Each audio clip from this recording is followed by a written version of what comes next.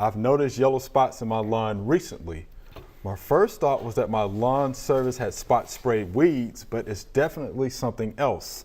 What is it and how do I take care of it? And this is from Miss Anise right here in Memphis. Well, Miss Anise, guess what that is? It is the red thread fungus. Pretty much a cosmetic fungus. It actually will grow out of this condition.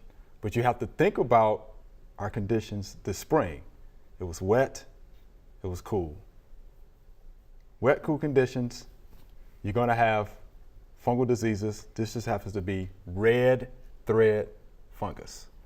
And you can actually see from the little tint, the little red tint from that picture, and that's what it is.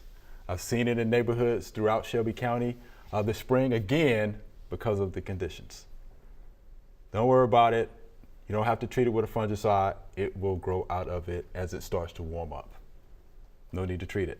Now, I usually see it in lawns that are deficient in nitrogen, so soil tests.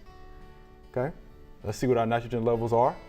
You might have to add some nitrogen, but other than that, I wouldn't worry about it. It will warm up and the grass will be just fine.